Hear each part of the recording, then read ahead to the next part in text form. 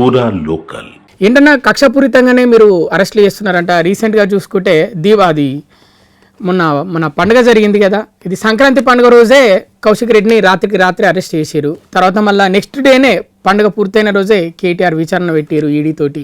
అంటే ఏంది అరెస్ట్లా అంటే అంత ఇష్టమా మీకు కాంగ్రెస్ పార్టీకి? సరే, ఇప్పుడు నేనేమంటా, నిజంగా కక్షపూరితమైనటువంటి రాజకీయం కాంగ్రెస్ పార్టీ చేస్తుంది అని ఎవరికైనా సరే తెలంగాణ రాష్ట్రంలో ఏ ఓటర్ని ప్రజల్ని చిన్నపిల్లల్ని అడిగినా కూడా కాదని చెప్తారు. ఎందుకంటే మేము ఈ రాష్ట్రంలో అధికారంలోకి వస్తారా, మీరు మీ సీఎం క్యాండిడేట్ ఎవరు, 9 నెలల్లో పిల్లలు పుడతారు కానీ అధికారం రాదు అని కేటీఆర్ కల్వకుంట్ల తారక రామారావు అహంకారంగా కళ్ళు తలపైకి పెట్టుకొని మాట్లాడుతున్న రోజే భారత్ జోడో యాత్రలో భాగంగా ఎన్నికల ప్రచారంలో భాగంగా మేము చెప్పినాం, ఈ రాష్ట్రాన్ని తెలంగాణ రాష్ట్ర సమితి ఏదైతే బీఆర్ఎస్ పార్టీ ఉందో ఈ బీఆర్ఎస్ పార్టీ కుంభకోణాల వైపు నడిపిస్తుంది, ఆర్థిక వ్యవస్థను మొత్తం కూడా విచ్ఛిన్నం చేసేస్తుంది, భవిష్యత్ తరాలకు తెలంగాణను కుక్కలు చింపిన విస్తరలా చేస్తుంది. కాబట్టి వీళ్ళు చేస్తున్నట్టు అవినీతి పైన ఖచ్చితంగా విచారణ జరిపించి వీళ్ళను ప్రజల ముందు దోషులుగా నిలబెట్టి వీళ్ళని జైలుకు పంపిస్తామని ఆ రోజే చెప్పినాం. మేము చెప్పిన రోజు తెలంగాణ రాష్ట్రంలో కాంగ్రెస్ పార్టీ అధికారంలోకి వస్తుంది అని చెప్తే చాలామంది విశ్వసించని రోజులు అవి. ఆ రోజు చెప్పినప్పుడు విశ్వసించని ప్రజలకి ఈరోజు మేము ప్రజలకు ఇచ్చినటువంటి మాటకు కట్టుబడి ఉంటూ ఈరోజు విచారణ జరిగిస్తుంటే ఇందులో కక్షపూరితం ఏముంది, ఇందులో మేము కొత్తగా సృష్టిస్తుంది ఏముంది? ఇప్పుడు ఫార్ములా కేసులో అవినీతి జరగలేదంటున్నారు, అది లొట్టపీస్ కేసు అంట కదా. ఇప్పుడు సరే, లొట్టపీస్ కేసుకు నువ్వు ఎందుకు భయపడుతున్నావు? ఇప్పుడు ఆయన లాజికే చెప్తా, ఇక్కడ నుంచి డబ్బులు ఉన్నాయి, ఇక్కడ నుంచి డబ్బులు పంపించారు, అక్కడ చూస్తే డబ్బులు ఉన్నాయి, అవినీతి ఎక్కడ జరిగిందని చాలా తెలివిగా అమెరికా తెలివి వాడి ఆయన మాట్లాడుతున్నాడు. ఈ అమెరికా మేధావిని నేను ఈ స్థానికంగా ఉన్నటువంటి తెలంగాణ రాష్ట్రంలో ఉన్నట్టు ఒక సాధారణమైన పౌరుడిగా నేను ఒక్క ప్రశ్న అడుగుతా అమెరికా మేధావిని. సరే, మనం అగ్రిమెంట్ చేసుకుంటాం, ఈ అగ్రిమెంట్ వేసుకున్నప్పుడు ఎక్స్ అనేది వైకి అమ్మినప్పుడు XY మాత్రమే అగ్రిమెంట్లో ఉండాలి, ఎక్స్కి వైకి మధ్యలో ట్రాన్సాక్షన్ జరుగుతున్నప్పుడు సంబంధం లేని జెడ్ వచ్చి డబ్బులు ఎందుకు ఇస్తారు చెప్పండి? ఇప్పుడు ఇక్కడ MAUDతో నుంచి ఈ ఈరేస్ వాళ్ళకు అగ్రిమెంట్ జరిగింది, మధ్యలో గ్రీన్కో అనే కంపెనీ స్పాన్సర్షిప్ ఉంది, అంతే కదా, అగ్రిమెంట్లు ఇంతవరకే ఉంది కదా. ఇట్లాంటప్పుడు HMDA ఎక్కడి నుంచి వచ్చింది మధ్యలో డబ్బులు ఇవ్వనికే? HMDAకి ఏం సంబంధం ఉంది డబ్బులు ఇవ్వనికే?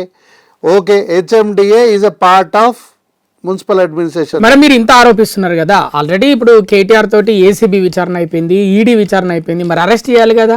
అంటే మొత్తం స్క్రిప్ట్ అంతా గాంధీ భవన్ నుంచి వెళ్తుంది ఏసీబీకి ఈడీకి. అడిగిన క్వశ్చన్లు అక్కడ ఏం క్వశ్చన్లు అడిగారో ఇక్కడ కూడా అవే క్వశ్చన్లు అడిగారని అటు కేటీఆర్ అంటుండు. ఇప్పుడు ఆయన అమెరికా మేధావి చూపిస్తున్నాడు సార్, దానికి మేమేమనము. ఎప్పుడు కూడా కాంగ్రెస్ పార్టీ బీజేపీ పార్టీ లాగా స్క్రిప్ట్లు పంపించే విధానము కాంగ్రెస్ పార్టీతో ఉండదు.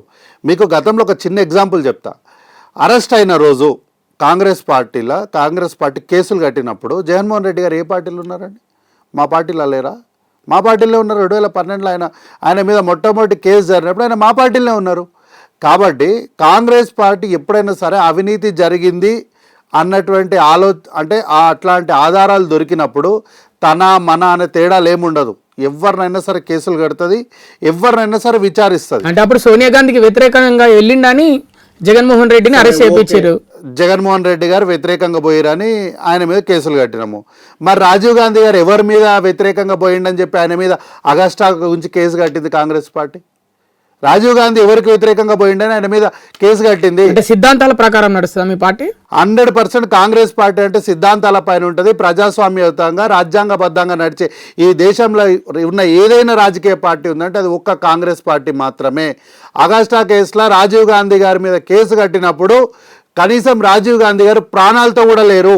ఆయన చనిపోయిన తర్వాత ఆయన అవినీతి చేసినాడని ప్రధాన ప్రతిపక్ష పార్టీ అయినటువంటి బీజేపీ పార్టీ ఒంటెత్తి కాలు మీద లేసినప్పుడు మేము సచిల్లము, మా పార్టీ నాయకులు, మా రాజీవ్ గాంధీ గారు ఎక్కడ కూడా అవినీతి చేయలేదని చెప్పడానికి సజీవమైన సాక్ష్యంగా నిదర్శనంగా ఉండాలి, చాలా పారదర్శకంగా ఉండాలని చెప్పి ఆ రోజు అగస్టా కేసు మీద కేసులు కట్టాం. అట్లా ఈరోజు కల్వకుంట్ల తారక రామారావు మీద కేసులు కట్టడానికి కాంగ్రెస్ పార్టీకి ఎటువంటి ఆసక్తి లేదు, కుట్ర లేదు.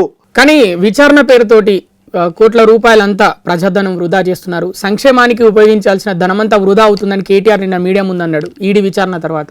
ఇంత విశాల హృదయం ఉన్నటువంటి కల్వకుంట్ల తారక రామారావు నీ యొక్క విచారణలో డబ్బులు వృధా అయిపోతున్నాయని బాధపడుతున్నాడే, కానీ ప్రజల సొమ్ము అప్పనంగా కాళేశ్వరం ప్రాజెక్టులా ఏటీఎం చేసుకొని మల్లన్న సాగర్ల రైతులు అయ్యా మాకు ఇక్కడ ఈ ప్రాజెక్టు వల్ల మా భూములు పోతాయి, మా ప్రాణాలు పోతాయి, మా భవిష్యత్ తరాలు పోతాయి అని చెప్పి వాళ్ళు అంతగానో మొత్తుకుంటే ఏ డబ్బులు పెట్టి ఆ యొక్క దళితుల్ని మల్లన్న సాగర్ రైతుల్ని సంసారాలకు పనికి రాకుండా కొట్టిన రోజు ఈ డబ్బులు గుర్తుకు రాలేదు ఆయనకు.